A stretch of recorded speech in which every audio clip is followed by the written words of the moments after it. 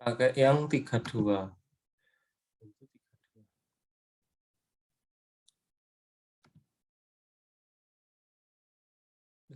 Ini RAM saya defaultnya 1 GB ini. Kalau VirtualBox ya. Seharusnya kan di bawahnya ini. Pakai 512 saja mungkin. Ya apa? Pasti sudah bisa. Soalnya Ubuntu itu nggak seberat Windows 10. Kalau Windows 10 kalian pakai 1 GB gini ya, lama. Lama pasti Windows 10. Paling bisa-bisanya itu Windows 7, Windows XP itu 1 GB baru ringan. Kalau Windows 10 pakai RAM-nya ini 1 GB ya bisa nunggu seharian.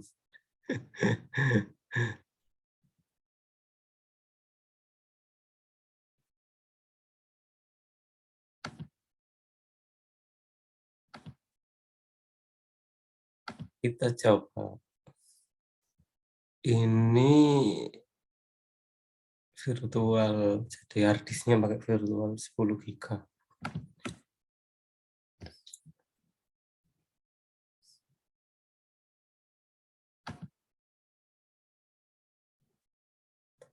Nah, kalau belum dimasukkan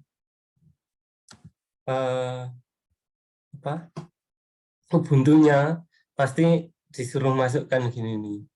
Disuruh milih Ubuntu-nya.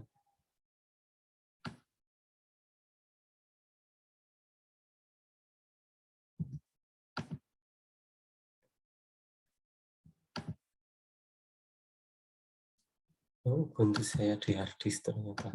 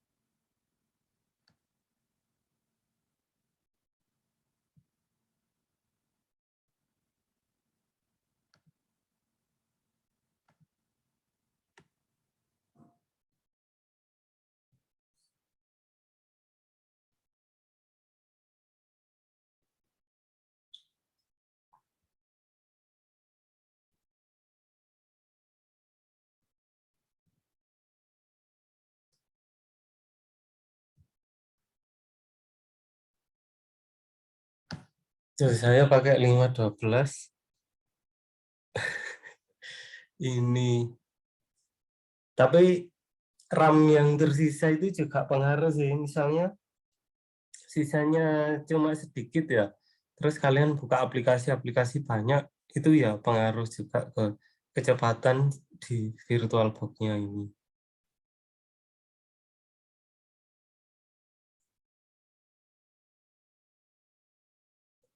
Misalnya yang dialokasikan ke VirtualBox 512, terus sisanya kan paling 1,5, tinggal 1,5 itu yang dipakai di laptop. Sedangkan kalian pakai Windows 10 itu kalau misalnya RAM-nya di bawah 2 GB itu pasti berat sekali. Nah, itu makanya kenapa masih tetap aja berat alasannya.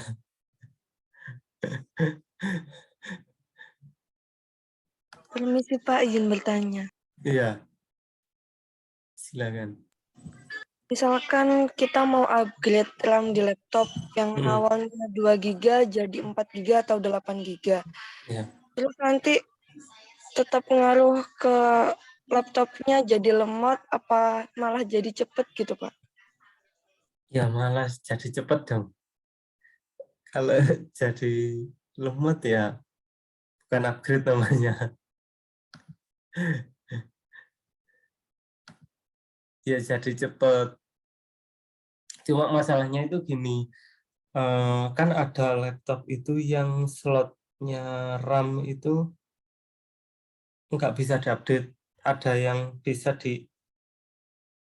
jadi ada laptop yang slot RAM-nya itu cuma satu. Ada yang RAM-nya malah nggak ada. Kalau notebook ya itu yang biasanya. Kalau notebook itu nggak ada slot RAM-nya. Ada yang slot RAM-nya itu 2. Macam-macam jadi laptop itu tergantung motherboard-nya. Yang perlu dilakukan itu ya, terutama ketika laptop kalian RAM-nya spek rendah-rendah itu, kalau saya sih langsung saya buka ya. Mungkin caranya adalah ada software kalau untuk mengenal slot-slotnya, tapi ya itu kadang softwarenya juga bisa salah juga ya. Kan soalnya nggak bisa tahu secara fisik. Softwarenya apa sih? Nanti saya share aja. Cara untuk mengetahui bahwa slot 1 itu RAM-nya ukurannya segini, slot 2 ukuran RAM-nya segini. Itu kalau laptop atau motherboard laptopnya itu punya slot. Tapi kalau nggak ada slotnya ya nggak muncul itu tulisannya.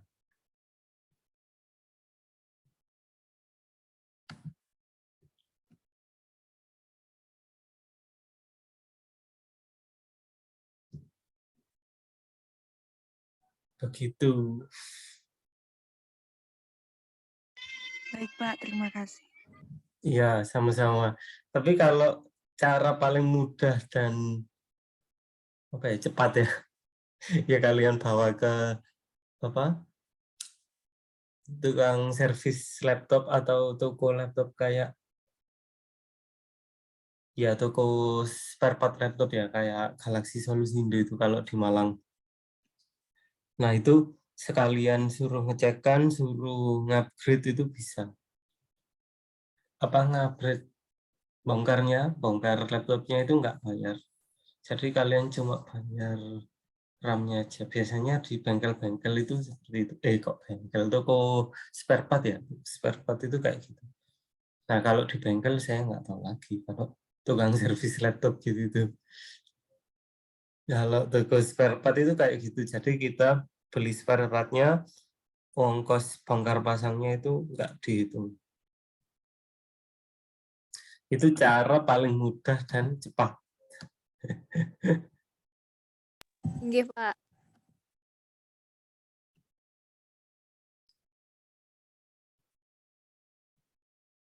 Yang lainnya ini berarti sudah selesai ya, sudah nggak ada masalah. Maaf, Bapak, saya ada masalah. Apa? Ini saya dari kemarin berhenti di running terus, Pak.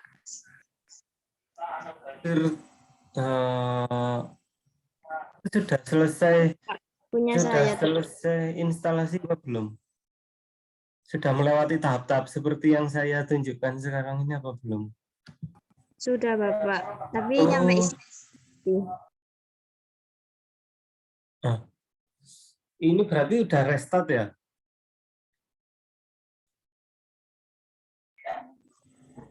Ya. Itu yang direstart itu laptopnya, Bapak. Kenapa? Setelah diinstal terus direstart itu laptopnya gitu, Pak. Bukan. Ya VirtualBox-nya ini auto restart. Kan di rekaman saya ada. Jadi auto restart ya, mati sendiri virtual box-nya lah ya, bukan laptopnya. Virtual box-nya ini kan istilahnya itu laptop virtual di dalam laptop asli. Jadi yang restart itu ya virtual box-nya.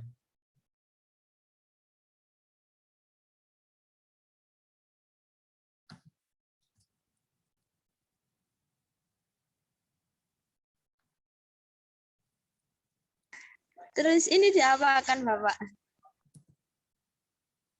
Nah, saya tadi tanya, itu sudah sampai restart atau belum?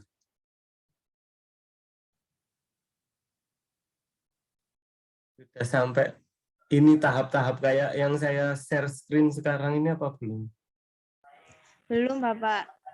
Oh, kalau belum berarti itu kemungkinan virtual environment-nya nggak bisa jalan itu.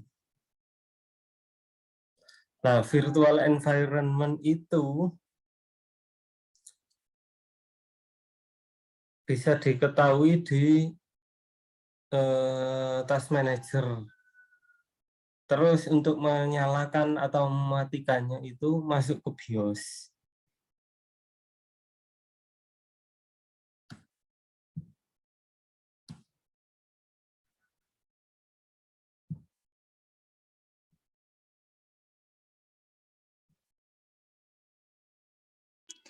Permisi Pak, izin bertanya lagi. Ya, Untuk tugas video kan itu Pak, apa disuruh buat video tutorial atau SS. ya. Nah, untuk kalau misalkan buat video tutorial kan itu agak sulit gitu Pak, karena Nah, kalau misalkan RAM-nya sedikit. Kalau ya, ya. misalkan SS-nya itu dibuat hasil akhirnya aja apa step by step-nya Pak? Step by step. Oh. Kalau hasil akhir kan apa ya? Nggak tahu tahap-tahapannya, terus terlalu mudah. SS-nya terlalu sedikit nanti kalau hasil akhirnya. Jadi step by step ya kayak itu tadi.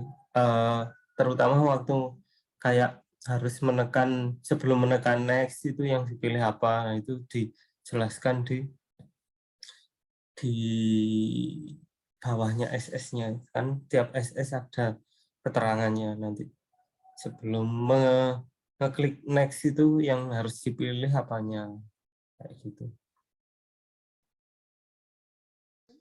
Ya Pak, terima kasih. Ya, sama-sama. Nah, kalau pakai video kan kalian bisa menjelaskan sambil ya contohnya kayak saya gini ya ketika programnya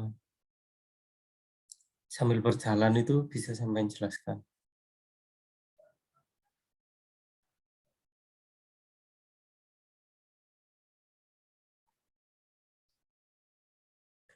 Ini saya pakai 512.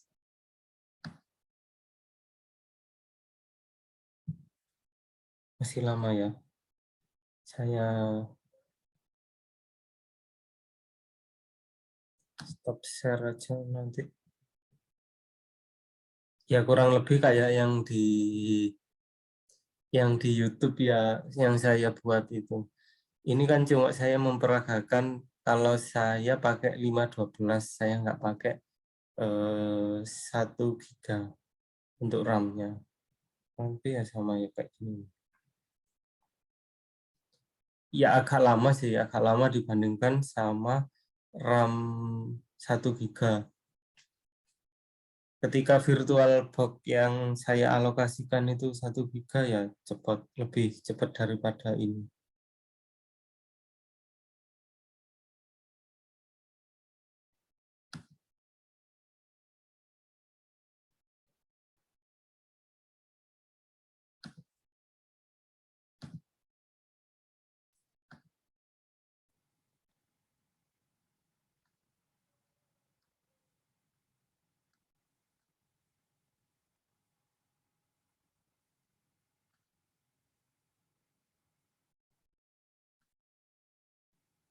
Nah, terus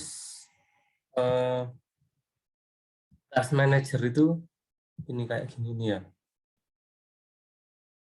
Terus untuk mengetahui apakah virtual environment-nya itu sudah nyala atau belum, dilihat di sini di performance, terus tulisannya virtualization ini, kelihatan kan ya? Di bawahnya logical processor. Iya Pak, kelihatan. Nah, itu punya saya enable. Kalau enable itu bisa jalan. Ini kalau di Windows 10. Kalau di Windows 7 dan lain-lain, bawahnya ya, bawahnya Windows 10 itu belum ada tulisan virtualization kayak gini. Pakai software namanya itu Leomoon kalau nggak salah.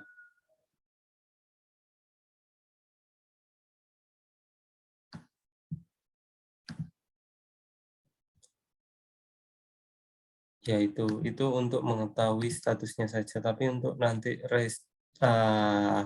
untuk mengubah enable jadi disable atau disable jadi enable itu harus masuk Windows masuk BIOS. Nah, ketika instalasi dari Ubuntu sudah selesai itu pasti akan muncul tulisannya seperti ini, restart now.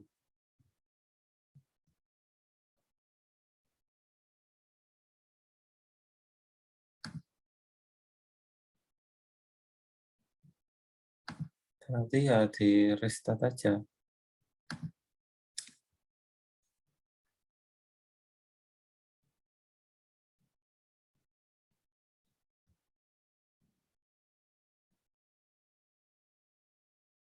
Nah, ini disuruh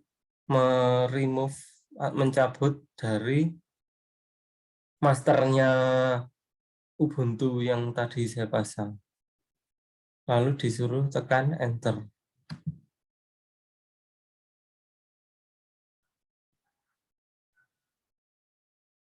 Kita cabut dulu.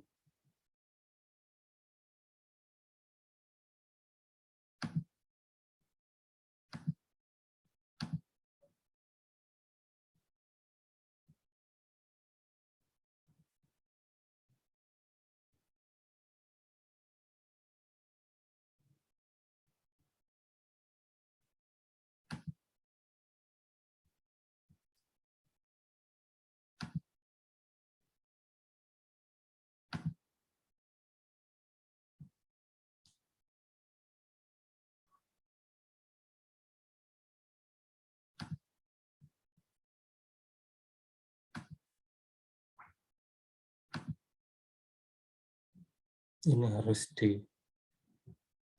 host dulu mesinnya atau di close.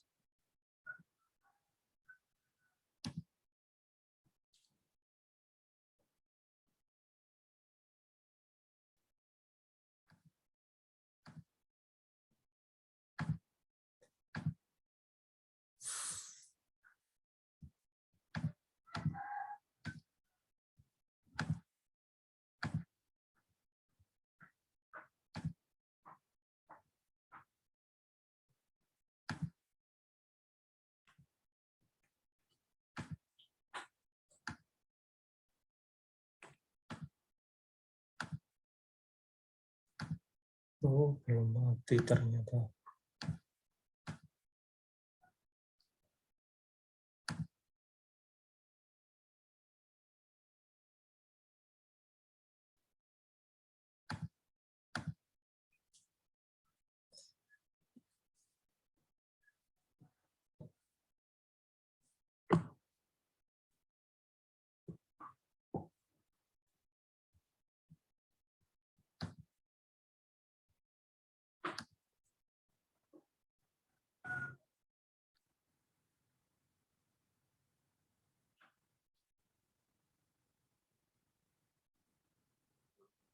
Langsung di remove this from virtual. Bisa juga seperti itu. Langsung sudah bisa jalan.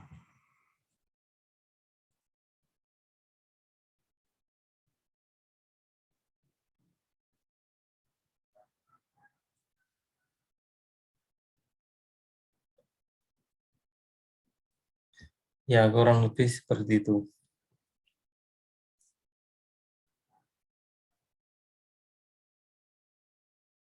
Agak lama emang. Kalau pakai 5, 12. Nggak kayak 1 giga.